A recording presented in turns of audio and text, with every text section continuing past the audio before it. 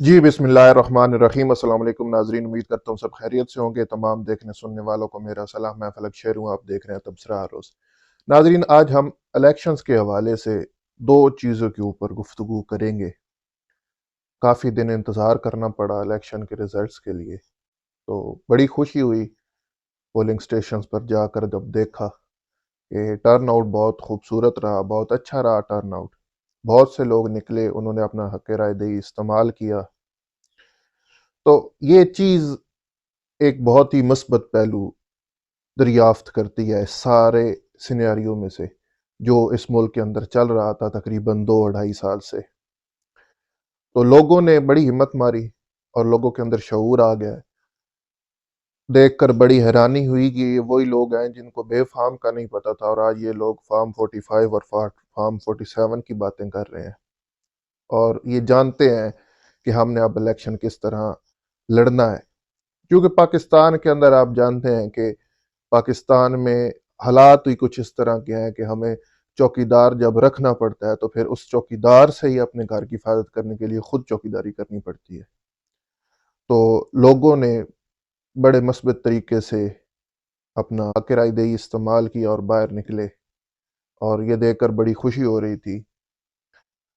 तो लोग निकले हैं पूरे मुल्क के अंदर और उन्होंने ये साबित किया है कि वो मायूस नहीं होंगे। पाकिस्तानी कौम मायूस होने वाली कौम नहीं है, और अल्लाह भला करे उस इंसान का जिसने इस कौम के अंदर शऊर पैदा किया कि किस तरह उन्होंने वोट डालना और किस तरह अपने वोट की हिफाजत करनी है।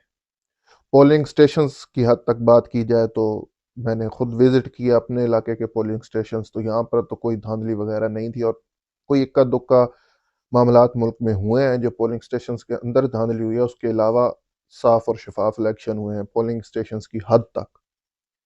और फॉर्म 45 भी इस दफ़ा मेरे ख्याल में पाकिस्तान की तारीख में पहली दफ़ा हुआ है कि जो कारकुनान थे मुख्तलिफ पार्टियों के, उन्होंने फॉर्म 45 जो है वो आपने रिसीव किए हैं और अपना जो वोटर था उसके हक को महफूज किया है।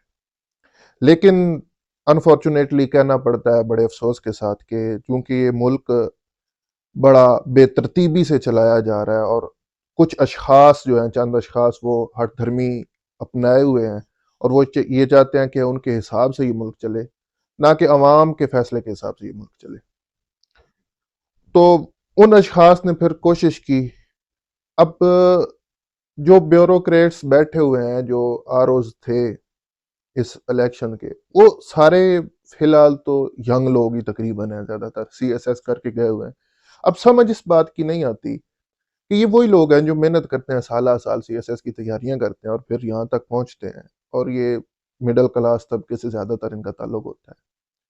और जब ये सीएसएस की तैयारी कर रहे होते हैं तो अभी भी इर्द गिर्द मतलब जो लोग मेरे मौजूद हैं, जो हम देखते रहते हैं, लोग जो सीएसएस की तैयारी कर रहे हैं, तो उनका दिमाग पहले तो बड़ा स्ट्रेट फॉरवर्ड होता है और बड़ा साफ शफाफ होता है कि वो ये तासुर होता है उनके दिमाग में कि हम बड़ा ईमानदारी से अपना काम करेंगे और इस मुल्क की तरक्की के लिए अपना जो हिस्सा है वो डालेंगे। लेकिन जो ही जो ये अब ये सीटों तक पहुंचते हैं, इख्तियारात तक पहुंचते हैं, तो पता नहीं इनको हराम खोरी की आदत पड़ जाती है या फिर वो सीट का नशा आ जाता है इनके अंदर, या जो मामलात भी हैं। और फिर ये इसी जो सिस्टम है, जो बड़ा गलीज सिस्टम है, इसके हत्थे चढ़ जाते हैं। अब ये आरओज जितने भी हैं ये सारे उसी ब्यूरोक्रेसी का हिस्सा हैं, और इसमें से अल्लाह भला करे कुछ लोग ऐसे भी हैं अल्लाह के मुजाहिद जिन्होंने इनकार भी किया और फिर बाद में मुख्तलिफ हलकों के ऊपर उनको हटाया भी गया और फिर दोबारा जो रिजल्ट थे वो मुरतब किए गए। तो अब सूरत हाल ये है कि इस वक्त डोमिनेट कर रही है एक ही पार्टी इस मुल्क के अंदर, जो कौमी नशिस्तों पर बहुत ज़्यादा जिसकी जीत है नज़र आ रही है। और इमरान रियाज खान साहब के बकौल मैं उनको सुन रहा था कि 180 के करीब सीटें जो हैं वो कौमी असम्बली की वो आज़ाद नशिस्तों पे जो पीटीआई के हिमायत याफ्ता लोग हैं उन्होंने निकाल ली हैं फॉर्म 45 के मुताबिक। लेकिन फॉर्म 47 को तब्दील कर दिया गया। अब ये एक अजीब सी बात है कि अब अवाम इतनी भी बुद्धू नहीं है और इतनी भी पागल नहीं है कि उनको पता ही ना हो कि जो फॉर्म 45 है उन्हीं में से गिन कर और उन्हीं को जमा करने के बाद एक रिजल्ट मुरतब होता है जिसको फॉर्म 47 कहा जाता है। ये बिल्कुल आसान सा एक काम है, कोई इसमें रॉकेट साइंस तो है कोई नहीं जो इतने दिन लग गए अब तक, और अभी तक रिजल्ट बहरहाल मुकम्मल नहीं हुआ, काफ़ी हद तक हो गया।